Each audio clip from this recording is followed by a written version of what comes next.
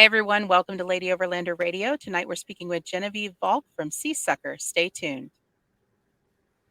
Grab your favorite drink, whether it's a coffee, cocktail, or tea, and get ready. It's Ladies' Night on Lady Overlander Radio.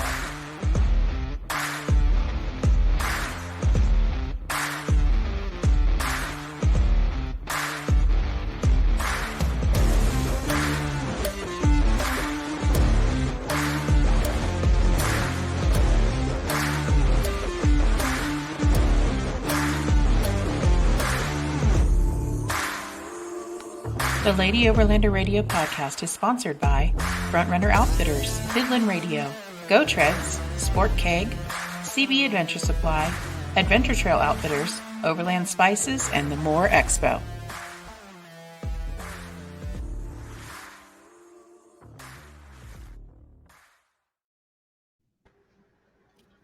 Hey girl, hey. Hey girl, hey. What's up?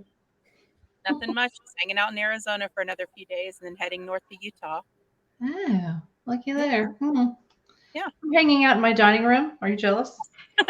I am. I'm very jealous. I love that stuff on the back wall there. I've had that forever. Work or I don't know. Whatever. Yeah. So how's your week been? Crazy in the transportation world. That's why I don't like holidays, because I work in transportation as a big girl. Mm-hmm. Yeah, it's a little crazy. How was it coming back after Expo West? Crazy. I'm still trying to get caught up on sleep. I just want to sleep. That's it. Yeah. I just want to sleep. And Jen, you were at Expo West, correct? Yes, we were. We just got back home yesterday afternoon, and I am feeling it. I would love just to sleep in past 8 a.m. would just be beautiful in my life right now. So you're out there 2 weeks. Yeah, we left. We've been on the road. We were on the road for about 3 weeks. We took about a week to get out there so we could stop along the way, and we took about another week to get back. Wow. I bet that was a fun week, though. Yes, it was. It was amazing. We got to camp out in Alabama, which I've never camped out in Alabama before. The horseflies didn't carry us away, which was great. Which is the only thing I was worried about. So we didn't get carried away by the horseflies in Alabama. We flew through Texas real fast, but then we got to go out to Albuquerque and then, of course, Flagstaff. And the way back, we got to do a little Utah. We did Page and a little bit of Utah, and then we got to do the Georgia Traverse, which was amazing. And we're from Florida, and we'd never done it before. It's right in our backyard, and it's amazing. Awesome. Yeah, we just had John Berkmeyer, who created the Florida Adventure Trail, on last week. Mm-hmm. And I guess you can do the Florida Adventure Trail, the Georgia Adventure Trail, and part of an Alabama Adventure Trail or something, and come back to the Florida one. There's this big loop you can do. Oh, and I so think cool. part of it goes on the Georgia Traverse as well. See, that's awesome. Yeah. I'd love to do that big loop. Yeah, me too. I was telling my husband that because we've only done little legs of the fat, we've never done the full thing. And I was like, we need to just take, I know some people say you can do it if you're hustling in 5 days. I was like, I want to take week and a half, 2 weeks, spend our time and just do the whole thing, because we've probably gone on little weekend trips and done 4 or 5 little legs of it. We haven't gone all the way up north in the Panhandle or up by Tallahassee yet.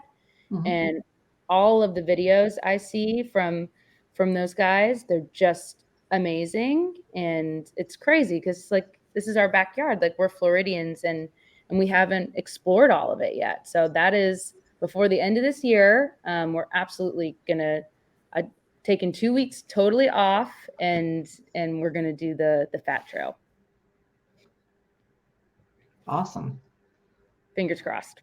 I'm a bit jealous. Yeah. Very cool.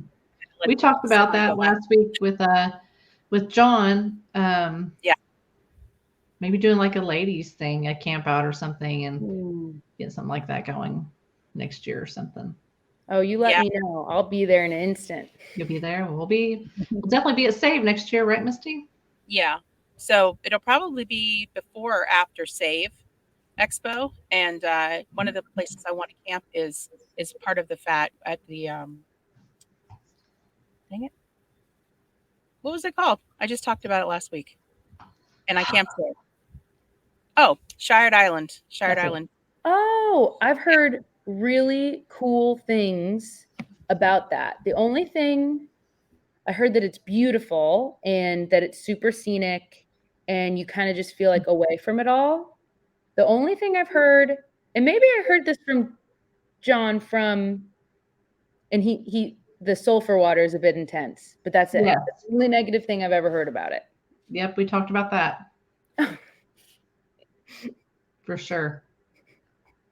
For sure. Lots of Yes. sulfur. Quite intense. The bathrooms are clean, but the water is just. I would take my own. I have my own little shower set up. I would take my own shower. Yeah. Oh, for sure. Strong sulfur. Mhm. Listen, my grandmother still has sulfur water at her house. No.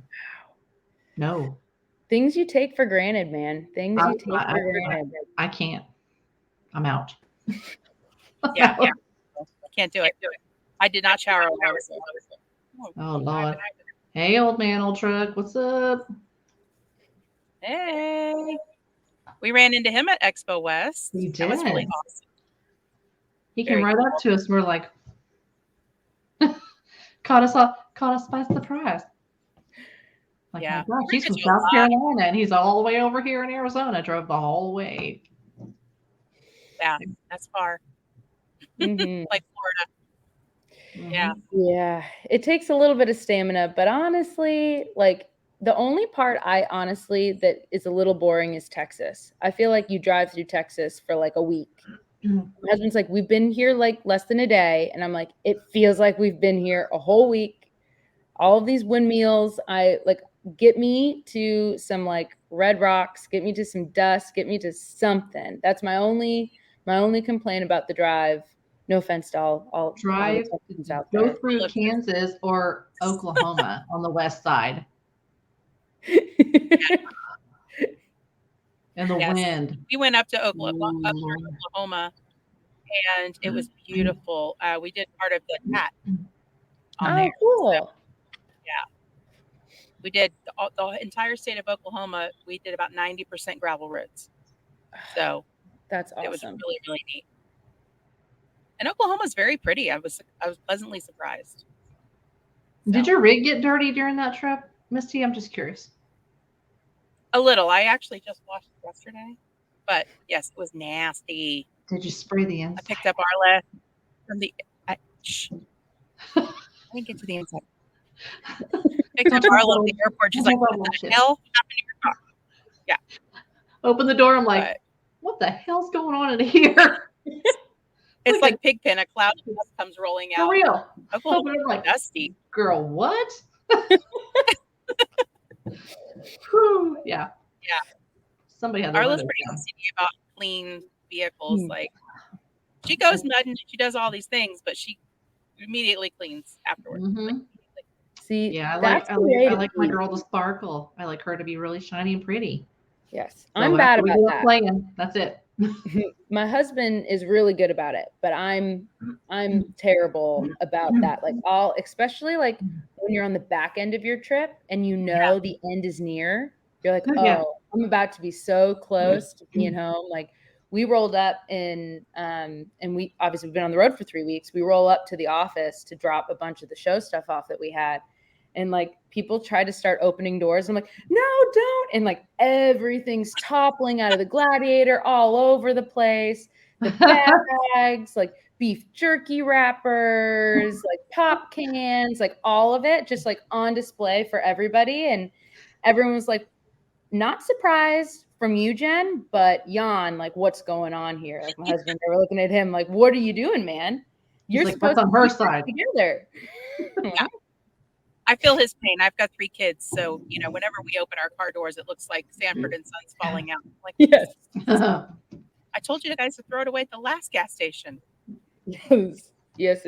I will say I didn't realize. So we just started overlanding because of Seasucker Camp within the last year. And I didn't realize that I would have favorite gas stations in the way that I do now that we are on the road so much and we're traveling like these great distances. And I have to say, Love's gas stations are now like on top for me. I never knew that I would feel so emotionally connected to a gas station, but I will tell you, like, he would be like, you have to go to the bathroom. I was like, I really have to go, but I've done the research and there is a Love's 45 minutes away. I'm holding it. We're getting to Love's because I want my honeydew melon cup and I want the special, like, yeah, exactly. Old man, Love's is it. Like, this is the move. You want your cheese cup. They have the like special cookies that don't feel like they came out of a package. I'm sure they did, but it feels like they didn't. Oh, they're always clean. I am obsessed with Love's gas stations. Have you stopped at a Buc-ee's yet? Okay, we stopped at one Buc-ee's when we went out to SEMA in November for the big auto show, and we came back and we did again because we're crazy. We're like, okay, let's make our like a few day trip last 2 weeks because we wanted to do Moab and all these other things. On our way back, it was our last day. We were driving home through Georgia somewhere, and there was a Buc-ee's, and I had never been. And my husband was like, we have to go. I was like, what's so special about it? And he's like, it's as if a Walmart and like a furniture store and a gas station like had a baby.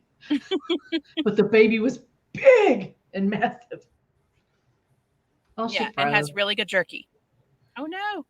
And Jen, you froze. And the barbecue brisket sandwiches. Oh yes, they're so good. And the barbecue cashews.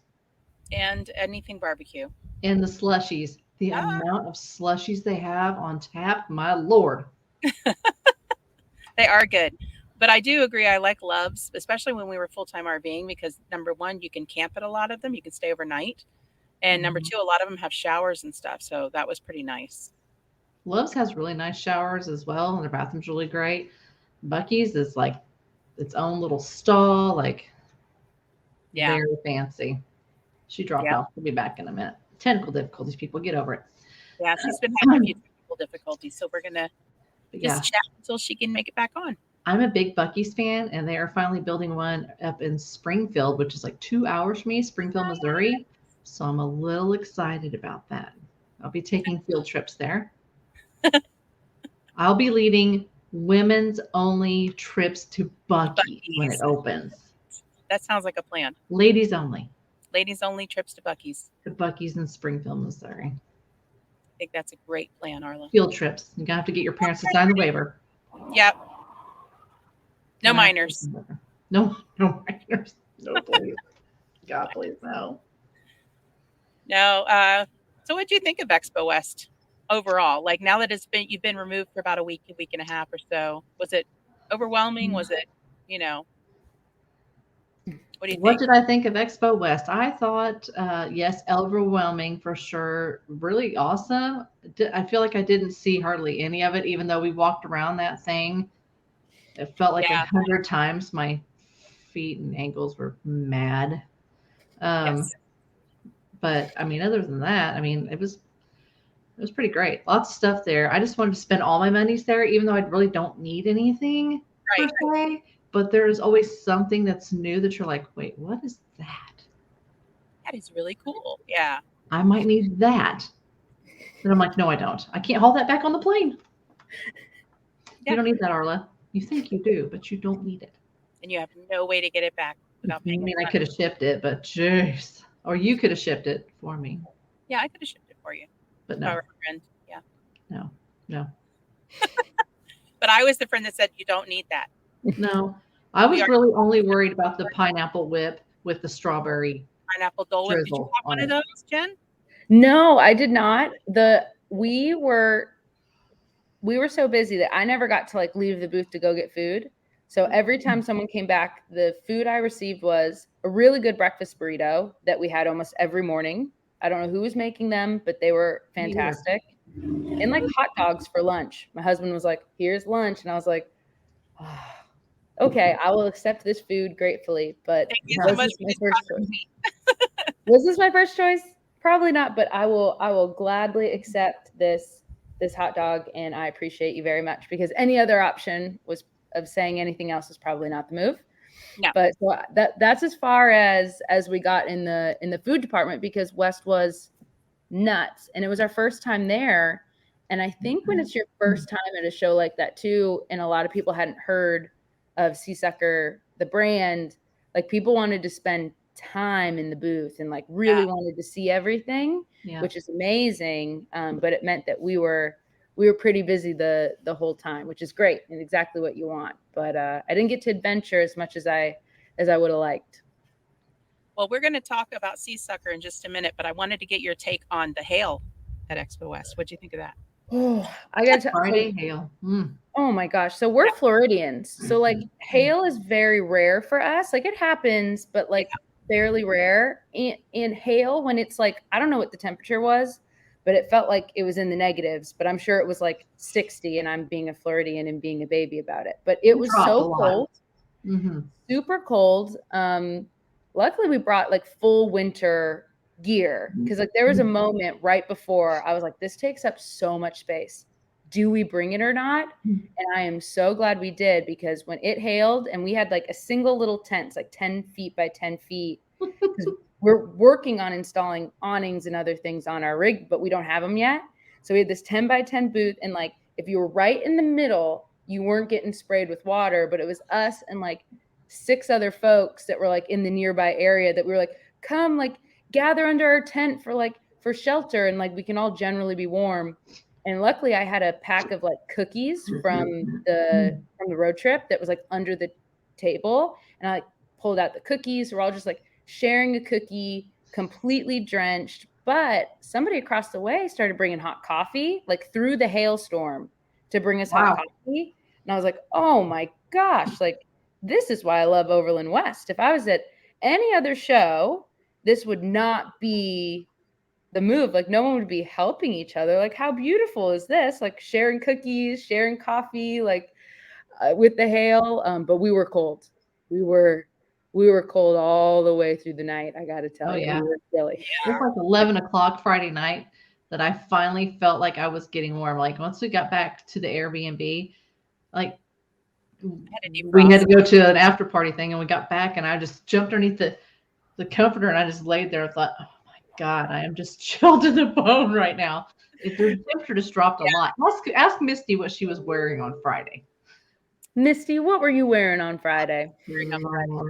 I was wearing sandals. She was wearing denim capris and her tacos. Yeah. And her t-shirt, her Lady Overlander Radio t-shirt. She did have her sweatshirt with her, but she got really cold. So we ended up, once the weather cleared a little bit, then we made a run back so she could change, because she was freezing. Yes. And I'm a native Floridian as well. And I used to go to school in winter in shorts and like a tank top, and it would be cold in the morning, but I knew it was warm up during the day, so I didn't really care. But yeah, that was really, really, really freaking cold. And then the heat came on the next day. Yes. I swear my scalp is still burnt in there. I swear it is. Yeah. And then it peeled, and it looked like I had dandruff for like 3 days. Like big chunks of funk right there. I was doing this. It was awful. We don't need to go there. Falling down. It's real life issues, people. Get over it. Let's go. Anyway, let's move on to Seasucker. Let's talk about that, Jen. So you are the president and part owner of Seasucker. Yes, and tell me a little bit about the background of the company, how it got started, and how you assumed that role. Yeah, so it's a family-owned business, and it remains family-owned today, which is awesome. And my parents started it about 17, 18 years ago. And 17, 18 years ago, they started it actually in the marine industry. So we were making vacuum-mounted accessories for boats, so like vacuum-mounted rod holders and cup holders. And my dad, he loves to make businesses out of his hobbies and his passions. So he was on the boat all the time. And so he's like, you know what? I'm going to create something that lets me just be on the boat all of the time. And then about 10 years ago, he started riding his bike again. And he was like, you know, this vacuum mounted thing that is holding these rod holders and cup holders, like I bet I could make a bike rack for the back of my pickup truck. And so then all of a sudden he released a line of bike racks.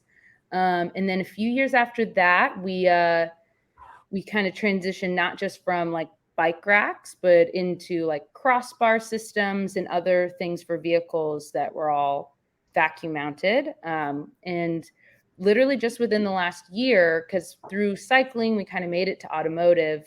And then the automotive guys were like, oh, you have to get in on this off-road overlanding game. It's huge and your product is perfect for it. And actually some of your marine products, if you did them in black instead of white, they would already work in this new context. And we're like, oh, interesting. So we kind of dipped our toe in the water literally just last December. And it has been the warmest welcome of any of the industries that we've moved into. And we're just having an absolute blast because, you know, like shame on us that we have to go, you know, buy a company Gladiator and super up and do all of that. Darn it. I know, it's awful. Oh, just awful. And we get to go, you know, just adventure all around the country and meet all these awesome people. And so it has just been incredible, but just explosive. You know, like traditionally we do about 50% of our sales go to the marine line, 50% of our sales go to the rack line. And even within just the past month, we're starting to see like it's almost becoming an even split across 3 lines that quickly, which we just never would have anticipated. But it's great. And we're super happy that we kind of found a niche and found folks that were like, no, I would love to find a solution that doesn't require me drilling holes or putting permanent brackets on my rig, or I want to be able to set up camp the way I want to set up camp. And it might be different every time. Or honestly, we've heard a lot of folks that like, in order to make kind of overlanding and off-roading a little bit more accessible, like being able to take a daily driver and within, you know, a few minutes, make it into something that can go overlanding and go off-road without having to fully commit. Uh-oh. Fully commit. That's where we're at. Yep. That's all we have to say about that. Thank you. Oh, Jen, there she is. Oh, she's back. Guess who's back? I have no idea what's going on, folks. I am so sorry about that. I promise I don't have internet issues typically. Listen, the internet is a strange thing. I'm literally sitting right next to my Starlink and the router and praying that I have a good signal out here. So I hear you. It just knows. It knows that it's like, oh, you know what? You just did 10 Zoom calls today with no issue, but you're going to get on and record a podcast with Lady Overlander Radio. Oh, I'm going to humble you real quick. The Spectrum router gods are like, not today, sister. Like the guys in the background going, pause. Pause. Exactly. I think your internet's just tired after all those Zoom calls today. Yeah, apparently. I'm not used to you being back. What is happening? Yeah, so here's a question. Go ahead. So as far as like on the overland side, the kitchen and all that stuff that you have, like the sink and the trash holder and all that stuff, what kind of solutions have you seen for packing it down as far as putting it in a case, or are y'all looking into doing something like that?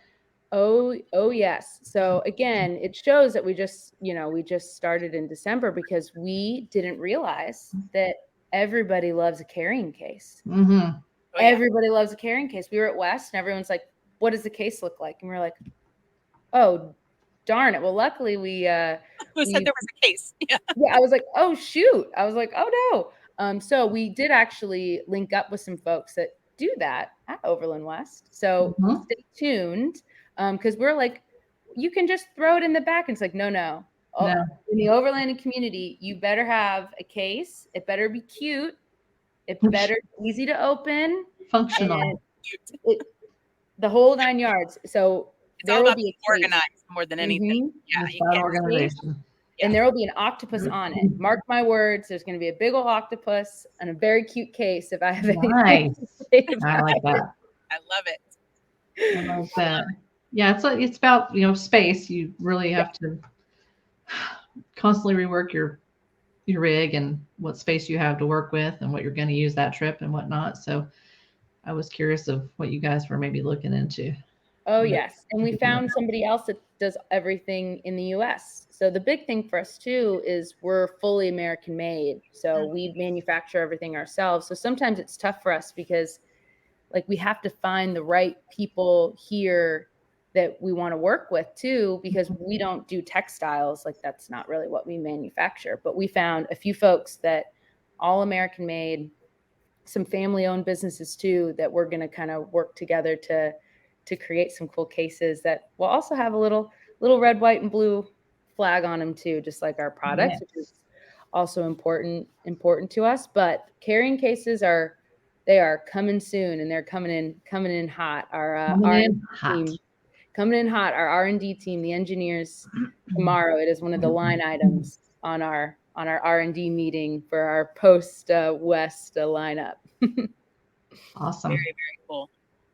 So I met you at the Save Expo. Was that your first expo?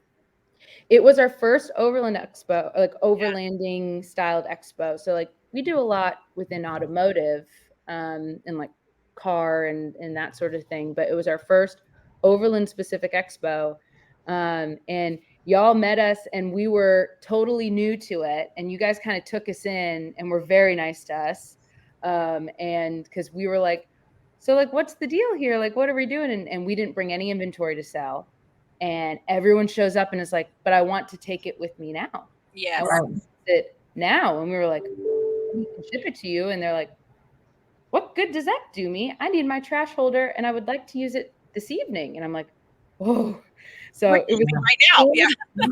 I want it right now. I was like, okay, so this is good to get out of our system. Because the Save Expo is amazing. And it was great first entryway with everyone kind of being very nice to us and showing us the way so that we could be ready for a show like West, where we had to bring all of the inventory. But next Save Expo, for those who saw us at the last Save Expo, I promise the Sea-Sucker team will be inventoried out for the next Save Expo, because that was our first one. It was also fun. We did get rained out a little bit there too, didn't we? If I recall. The wind, right?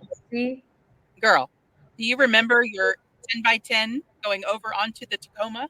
Oh, oh my gosh. Okay, so this was nightmare moment. I gotta tell you, like, Arla, like nightmare moment. If you can imagine of nightmare moments at a show. So like we weren't expecting it to be so like windy. Like there was a big storm blowing through, super windy. We had put all like the stakes in the ground and like normally we're good. Like all the stakes are in here. Like we're set. We're good to go. It starts ripping. Our 10x10 tent flies across the aisle like within a second. And I'm sitting there into a bunch of beautiful rigs, like beautiful, brand new. Front runner booth. Oh, the front runner booth, oh, beautiful. Like Samir. Oh, just like just horrible. So I'm like, oh my gosh, luckily nobody got hurt and the rigs didn't get scratched up. But I was like, of course, new kids on the block don't put their tent in properly. And so then everyone comes over and is like, okay, you guys are new here. Let me show you a little bit about what we're about. And tie it to your car. And this is how you're going to tie it to our tent, which again shows how warm and loving the Overland community is. Because if we were at like an automotive event or like a marine event, everyone would have been like, you're done. We're not even going to look at you the rest of the show. But Overland event, everyone was like, oh, you're stupid? Don't worry. We'll teach you how to be smart. Give us a second. Like, okay. Everybody's been there. I mean, it's a learning curve like anything else. I mean, oh yeah. Honestly, we were standing there talking to people and under our awning, and I just happened to look over and watched it fly, and both Joe and I were like, "Oh my god!" And it went the little 10x10 went right on either side of the Tacoma and didn't scratch anything, but it went like right on top of it. Like, oh my God. It was the stuff of nightmares. I mean, I heard that down the way, somebody else's tent came undone and like a person got like trapped. But apparently like nobody noticed for a little bit that this person was trapped. What? And so they end up removing the tent and the person just kind of is like, doesn't really say anything, keeps walking. And everyone was like, are you okay? Like, do you need medical attention? Like you were trapped under a tent for like minutes of time and nobody knew. And they just went about their day and nobody saw them again. So hopefully they're okay. But at least we weren't that tent. Oh, thank goodness. Tracy wants to know if you were at More Expo in Springfield. We were. I wasn't personally, but one of my sales team who actually lives out in Kansas City went off to More, and he had a fabulous time. You guys were fabulous. Outdoors. I was like, I got to go next year. He was telling me about it, and I was like, oh, so next year I have to go to More too, because all of these bigger and bigger every year. Every year. It was his 4th year, and it's just amazing how much has changed. Really. It's so much fun. And like, this is what's cool about Overland. Cause like, again, we're in 3 different industries. So we do a lot of shows. Like we do probably over 30 shows a year. Wow. And so we do a ton of them, but I got to say, like, it's so much fun to do these shows where it's so social. And like, that's like, we're not used to the like hanging out after the show and like everyone's cooking meals and sharing food and beer and just like sharing stories, and like that whole aspect of Overland shows is incredible. And it's so cool, especially being new, and there's so many people who are willing to show you things and teach you things, and not in an overly aggressive way either, which is really nice. There's not in a super holier than thou way, which is really nice too. I mean, yeah, at the end of the day, when you're at these expos, you really just want to actually sit down and just chill for a little bit, have some conversation and some food and a drink, and just try to relax, because let's be honest, they're a lot of work, but they're also a lot of fun. So it's rewarding. But you're exhausted. Yes. Being on your feet all day long, for 12 hours out there. Yes, especially when some of these shows, they start at like 8 a.m., which is also new for us. So like our first like Friday morning right before the hailstorm, we were a little bit late in setting up our booth the day before. Someone who's supposed to be there to help the booth missed the flight, et cetera, et cetera. And so we ended up running about 4 hours of errands unanticipated on Thursday. So we got done super late setting up the booth. We wake up on Friday. There's still a few little things in the booth we had to do. Everyone was so chill and so laid back. I started checking out customers in my pajamas. Like I was not dressed because we were staying in the booth. Like we were camping out in the booth, and people started showing up, and I was still in my pajamas. My husband looks at me, he goes, are like you still in your like long johns right now? Like you should get dressed. I was like, overlanding, man.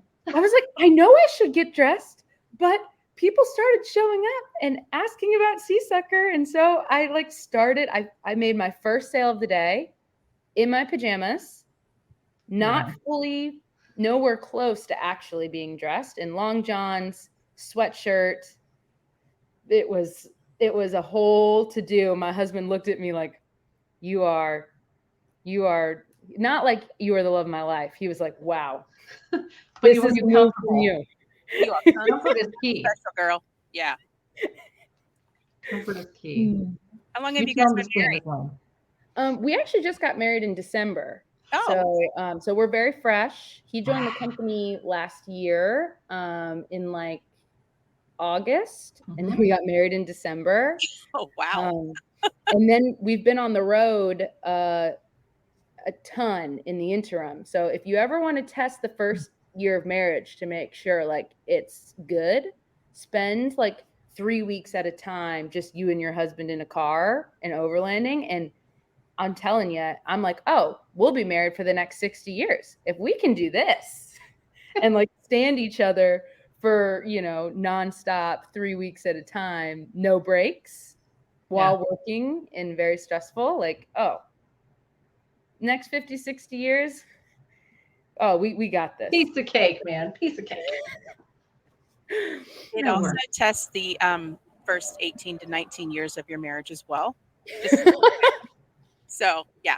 No, but working together and traveling together and being married and being newlyweds, that's got to be a lot sometimes. Yeah, I mean, we are, and again, this is one of the things, because sea sucker is our whole life. It's it's super important for our nuclear family and like my whole family, right? Like everything, like my dad, he jokes, but he's not really joking. He's like, I don't have a retirement. Like, I've invested everything into sea sucker, and then he'll be like, good luck, like keep, and kind of just give. No pressure, Jen. But I mean, so there is a little bit of pressure for that. But I'll tell you, like, and I'm sure you guys know this too, but like every marriage, every family relationship is different, and there's no good or bad. I will say that being able to work full time and travel full time with your spouse is like, I think it's really special and really unique, and I wouldn't give it up for the world, because we have such shared goals and shared purpose. Doesn't mean there's not like bad, right? Like, of course, there are moments where he's like, I'd love to talk to my wife right now and not my boss. Like, sure, those, but honestly, I wouldn't give any of it up, because we are just so in love with this company, and especially this new industry that we're in, and kind of growing it. And there's something so special to being able to share that with a spouse, that I love, and I love the relationship he has with my parents because of it, and even some of my siblings that occasionally come in and work at the company at various intervals, and it's something really special. Not to say it's all good. Like, I don't ever want to paint it like, oh, it's all rainbows and unicorns over here and butterflies. But it really is something special when you have something that you love so much, and you can share and to grow something, because we really feel in this new universe with this camp line that we've started, we're really taking something from scratch and getting to see it grow, which is cool. That's fantastic. So you guys have a marine line, a biking line, and a camping line now. Yes. And sometimes I'm sure those things kind of cross over and intersect, because sure.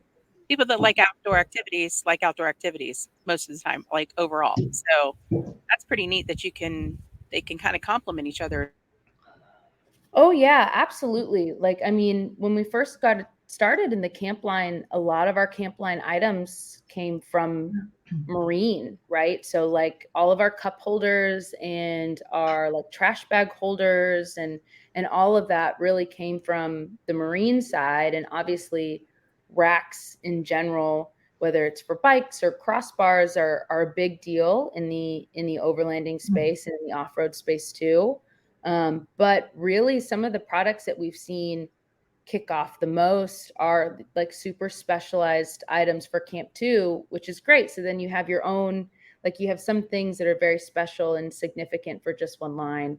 And then you also get this crossover, like the kitchen station that we have is obviously fairly specific for camp, and our Rotopax mounts and our recovery mounts for Max Tracks and those sorts of things. But there's a lot of crossover, and mostly like, we get to have a lot of fun, whether it's overlanding or like we're in Florida. So like red snapper season is starting in 2 weeks.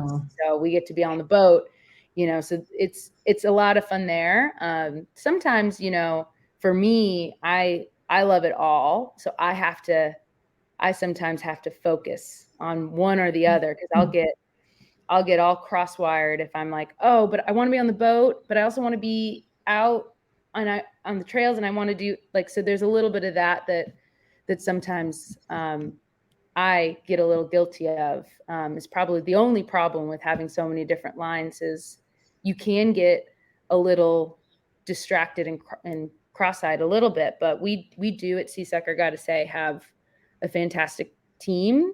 And a lot of those folks also kind of specialize, because you have guys that fish and you have guys that are big, either Jeep guys. Like, it's funny, like at the Seasucker parking lot for years, we've always everyone's kind of made fun of our parking lot because it's like all Jeeps.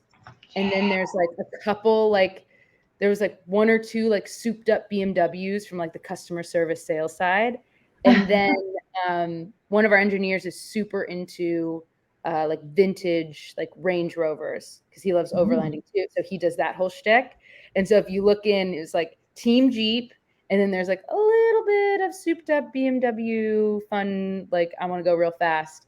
And then there's like the vintage lot of all the Range Rovers, because everyone just loves doing that stuff. So we're lucky because we do have a lot of folks that enjoy one line in particular and kind of keep us sane and keep us pointed too. Nice. That is great. And I was going to say that it might get a little bit overwhelming, just having, as for you, especially having all of these different things coming at you and trying to stay relevant in all of these different industries. And I could see how that could be like, whoa. Yeah, no, for sure. And again, that's why, like, for me, especially when I first started, because when I took over the company I started in 2018, I took over in 2019. But prior to this, like I wasn't in like for-profit business. I was an intelligence analyst in DC living a completely different life, doing Russia in the Middle East policy. I had a team underneath me, and like I loved running teams, but it was something for me to really learn to specialize and to not like to be able to say, okay, we can have too much of a good thing, and to be able to also rely on the team that I had and build a really strong team that was specialized. Because I think sometimes you think you want everybody to be perfectly well-rounded. Like you're like, I want the most well-rounded person here and the most well-rounded person here. And I got to tell you, I love the Seasucker team because almost nobody's well-rounded. Everyone is hyper-specialized, has a super like jam-packed skill in one area. And because we're not super hierarchical or structured, we're really team-oriented, that everyone kind of leans in together and kind of produces things with taking from this person, taking from this person, taking from this person, which was a little bit different from my last job, where you were really looking for the all-arounder. You wanted someone who was all the way around, but at Seasucker, I gotta say, like, sometimes we call ourselves the island of misfit toys, because like everyone's a little bit, there's a little screw loose everywhere all the way around, including myself, including our family.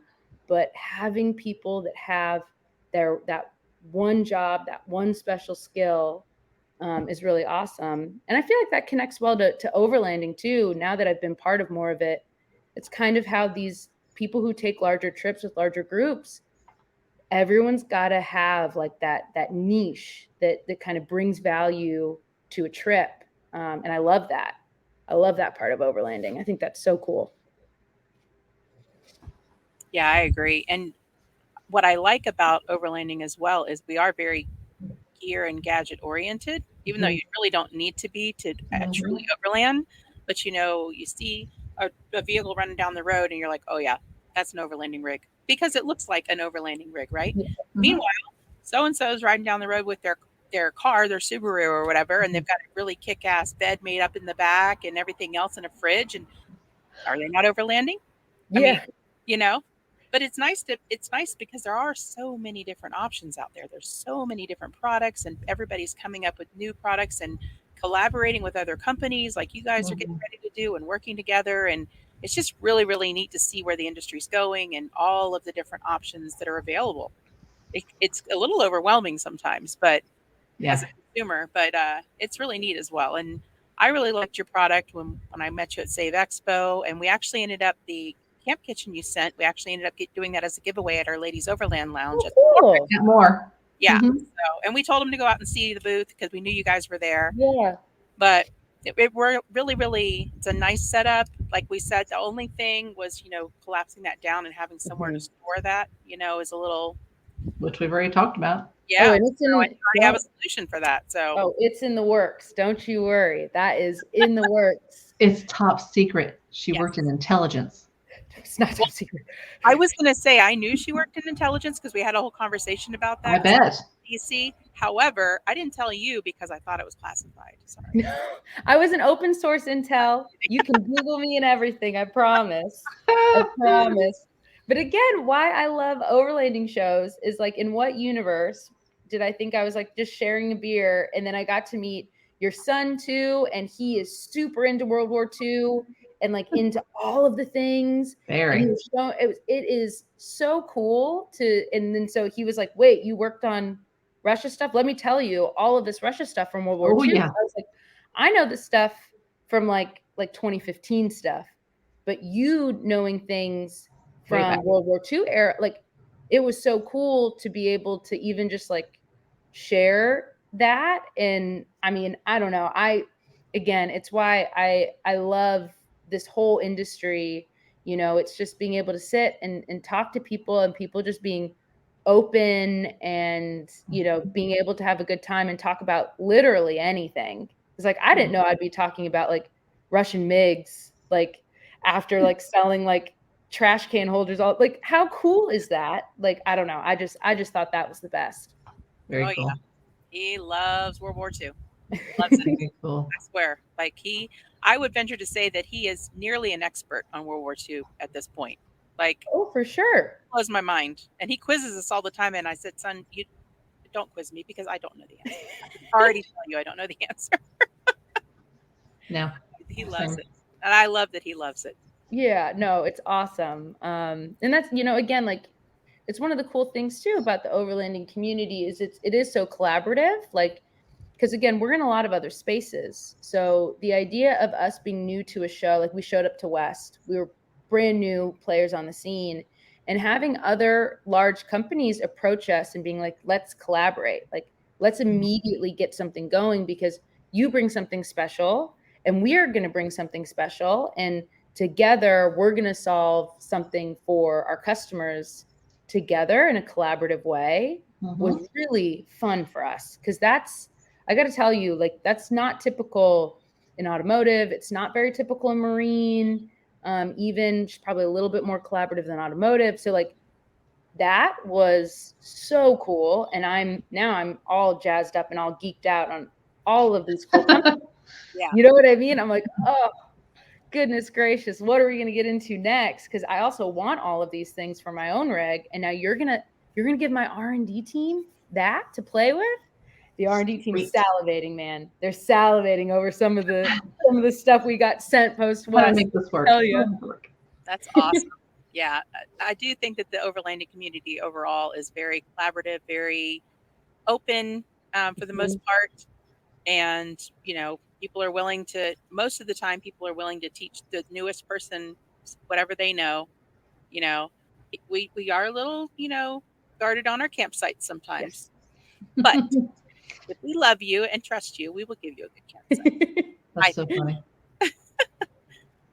Jumping back to the more expo, Bath Off-Road is saying that he thinks it was over 7,400 attendees there. Yeah, I think that's around the number that Chris released today. Yeah, so over 7,400. Really cool. What other expos might you guys go to this year that's overland? Are you going to go to Pacific Northwest or? We're not going to Pacific Northwest, but we are going to Mountain West, and we're going to East. Mm-hmm. And then we'll start back up next year. And I was telling Misty before we started recording, I really want to go to Pacific Northwest. Like that is bucket list trip for us. So we just have to figure out, like, because us driving all the way out there is from Florida is a lot. I think it would be worth it, and it would be so much fun, and we would just have a blast. I just got to make sure it makes sense. So 2024, I'm hoping for Pacific Northwest that we can make that happen, and that makes sense. Nice. But, You should also look at the Teton Overland show also. oh, really? Okay. Well, I always that's have in my notebook November with- this year, but yeah. That's cool. Yeah. Any other recommendations? Again, we're new in this space, and so we'll take all the recommendations you have. Like, we love Save, although it was a bit of a smaller show. Yep.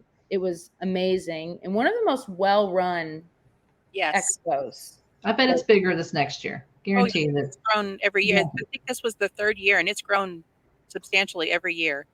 I think Expo West just released, they had over 30,000 attendees. Mm-hmm. It felt like it. Yes, I believe that. I believe that all Yes. day. I believe I was that. like, did none of these people work on Friday? I was like, what? We pulled up and it was already packed, at 8:00. I'm like, don't these people have jobs? Hashtag on vacation to be out at West. Yep. Yeah. It was really neat. But we love Alyssa at the Save Expo, and we love Awesome. Chris at the More Expo. He's And awesome. the Teton Overland show, we're going to be doing a ladies Overland lounge there. Those Oh, guys cool. are awesome. Yeah. So we'll have some giveaways and things like that. And it'll be a lot of fun. That's in September, mid-September.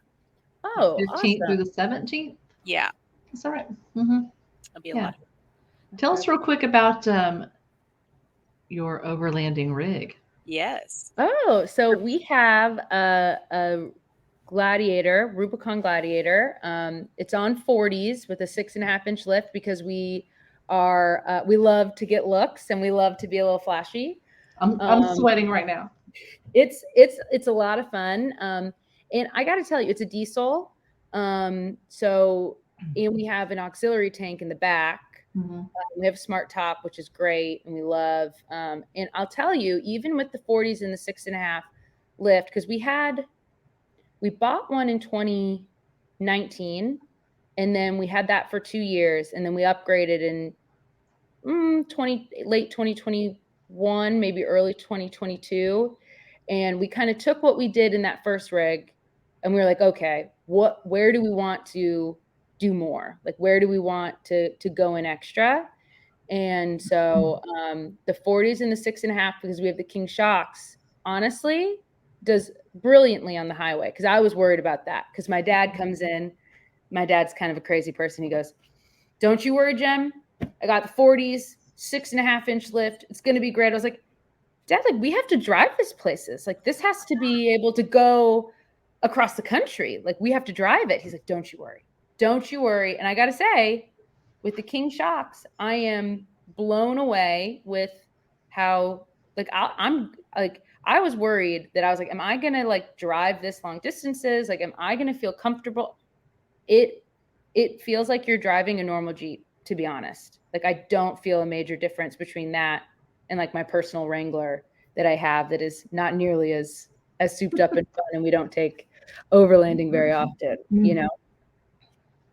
Nice. It's beautiful, Arla. If you haven't seen their rig, you need to go check out their IG, some reels on it. I will. Something to salivate over, I'll tell you. And my dad just gets a big kick out of the train horn underneath too.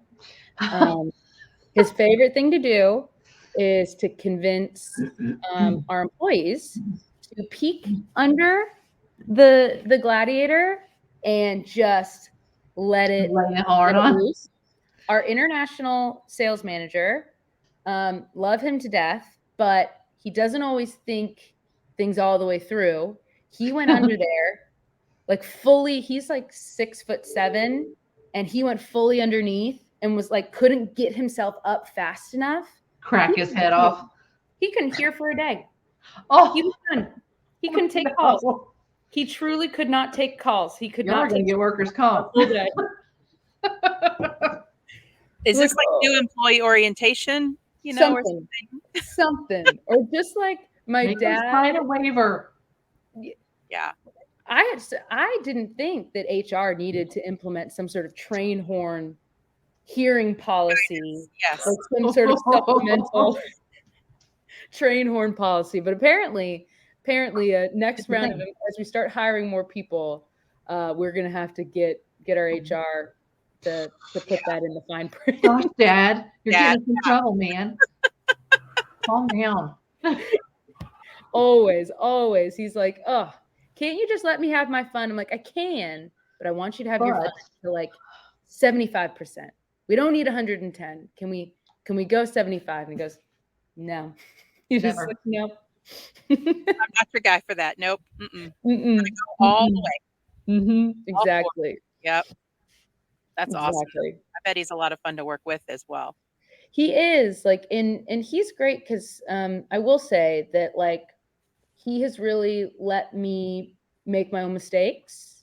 Like he really let me kind of do, like he gave me guidance and helped it, of course, like when I wanted it, when I needed it, but he really kind of like kicked me out of the nest and was like, it's yours. You're going to do the whole thing. So that way I feel like, I mean, the first year I learned so much and it made me very capable into running the business long term. There was no coddling, which I knew, like growing up in the Casa Grande like household growing up, I knew there wouldn't be much coddling in this either. But there really wasn't. It was the best thing. And it's great. He loves his R&D lane. And if I make sure that I can keep him pointed in new product development and give him the team that he needs. Occasionally I walk into my engineering team's office and no one's there. And I text him like, are people working today? And they're at the boat. That happens sometimes, but most of the time I give him the team he needs and he runs with it and creates these brilliant products. And lets the rest of the team do what they need to do to keep the zeros and ones in place and keep customers happy and keep the business working. And it's a lot of fun. And it's great because we get to hang out all the time too, which is awesome. Cause I had been out of the house since I was 17 and then I come back and now I get to see my dad every day. And so it's nice because you kind of are working with your best friend, which is cool. So what you're saying is you're daddy's girl. Oh, I didn't know this about me, but apparently I am. I don't know if he would identify me as such because he does say that I test him every day and I make his life hard every day. But apparently, I think in Weird Gen world, this is me being a daddy's girl as best as I can, despite I don't let him have as much fun as he would like. Yeah. Got to keep it real. You are running a business, so. Yeah, exactly. Well, Jen, we've really enjoyed our conversation tonight, and thank you so much for being on the show. And why don't you give a little shout out the IG channels, any social media where people can follow Seasucker? I know you guys have different IG handles for different parts of the company. So yeah, absolutely. So our camp IG is Seasucker Camp. And then if you're looking for us in general on Facebook or TikTok or YouTube, we're just under Seasucker, SEASUCKER. If you find an octopus, you have come to the right place. Perfect. Well, thank you again for being on the show tonight. We've had a really great time with you, and I can't wait to see you at the next expo. Absolutely. And thank you guys both for inviting me and just like sharing stories. And again, just having a good time and dealing with me through the internet too. So I appreciate you ladies. You recovered well, or your internet wasn't tired anymore. We're fine. Something. Have a great night, everyone. Thank you for watching. Bye. Bye.